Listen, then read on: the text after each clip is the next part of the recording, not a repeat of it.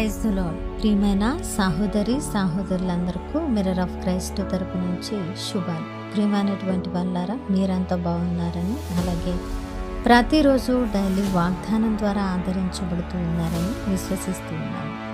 విన్న వాక్యాలను తప్పకుండా షేర్ చేయండి. అలాగే దైవిక పరిచర్యలో పాలి భాగస్తులు అవుతారని విశ్వసిస్తూ ఉన్నాము. మరి బలమైన వాగ్దానాన్ని ధ్యానం చేసి మన జీవితంలో పెట్టుకొని ఫలించే వారముగా ఉందాం. రోమాపత్రిక 8వ అధ్యాయము 28వ వచనము. దేవుని ప్రేమించు వారికి మేలు కలుగుటకై సమస్తము సమకూడి జరుగుచున్నది. దేవుని నామానికి మహిమ ఘనత ప్రభావములు చెల్లిస్తూ ఉన్నాను. ప్రియ సహోదరి సహోదరుడా, ఈరోజు మన జీవితాలలో జరుగుతున్న ప్రతి కార్యము కూడా మేలు కలగడానికై అని దేవుడు మనతో మాట్లాడుతూ ఉన్నారు. అయితే మేలుగా అది మారాలంటే, మన జీవితాలలో ఆశీర్వాదకరంగా ఉండాలంటే మనము దేవుని ప్రేమించే వారంగా ఉండాలి. ఆయన ఆజ్ఞలను గైకొనే వారముగా ఉండాలి. దేవుని యందు భయభక్తులు కలిగి విశ్వాసంలో నిరీక్షణలో మనము గురి యొద్దకు క్రీస్తు మాదిరిని కనపరుస్తూ భక్తి చూపే వారముగా ఉండాలి.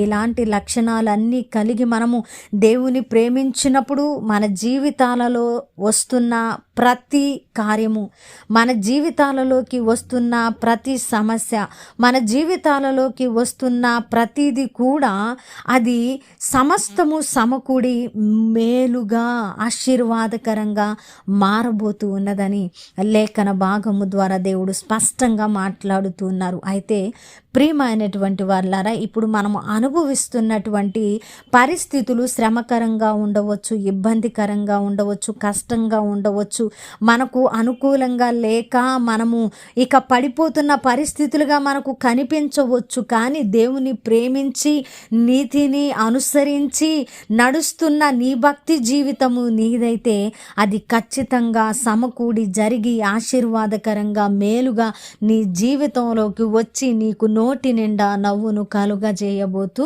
ఉన్నది. దేవుని నామానికి మహిమ కలుగునుగాక.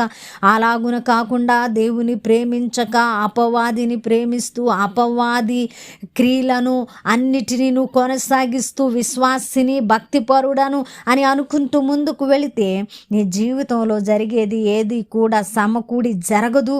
అది ఆశీర్వాదకరంగా మారదు.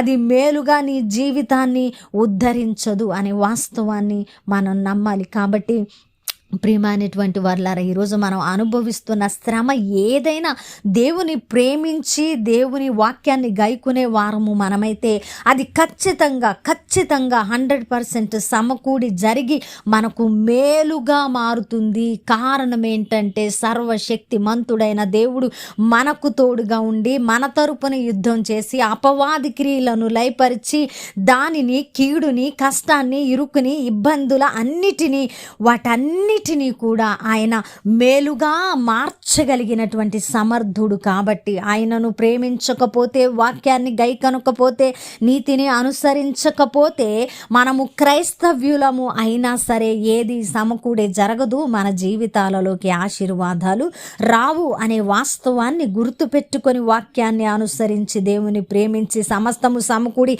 జరిగి మన జీవితాలు ఆశీర్వాదకరంగా ఉండేలాగా మనము భక్తిని చేసేవారంగా ఉండాలని దేవుడు కోరుకుంటూ ఉన్నారు. విన్న వాక్యము ద్వారా ఆదరించబడ్డారని ఎత్తిపట్టి ప్రార్థిస్తూ, మరి సమస్తము సమకూడి జరిగి మన జీవితాలు ఆశీర్వాదకరంగా మారాలని విన్న వాక్యము ఫలింపు కొరకు ప్రార్థన. పరిశుద్ధుడా, ప్రేమ కలిగిన తండ్రి, మీకు వందనాలు. అద్భుతమైన వాక్కు చేత మాతో మాట్లాడి మా హృదయాలను కట్టి బలపరిచినందుకు వందనాలు ప్రభువా. ఎవరైతే ఈ మాటల ద్వారా ఆదరించబడ్డారో, కట్టబడ్డారో వారి జీవితాలను ప్రభువా మీరు జ్ఞాపకం చేసుకొని ఆయా సమస్తము సమకూడి జరిగి వారు ఆశీర్వాదకరంగా ఉండడానికి సహాయము చేయమని, ఆయా ఈ యొక్క పరిచర్యకు సహకరిస్తున్న ప్రతి కుటుంబాన్ని దీవించి ఆశీర్వదించమని ఈ ప్రార్థన నజరేయుడైన యేసుక్రీస్తు నామమున సమర్పించి అడిగి వేడుకుంటున్నాము తండ్రి, ఆమేన్. ప్రియమైన దేవుని బిడ్డలారా, విన్న వాక్యాన్ని తప్పకుండా షేర్ చేయండి. అలాగే దైవిక పరిచర్యకు సహకరిస్తారని నమ్ముతున్నామండి, కుంటున్నాం. దేవుని చిత్తమైతే మరలా కలుసుకుందాం. దేవుడు మిమ్మల్ని దీవించును గాక, ఆమేన్.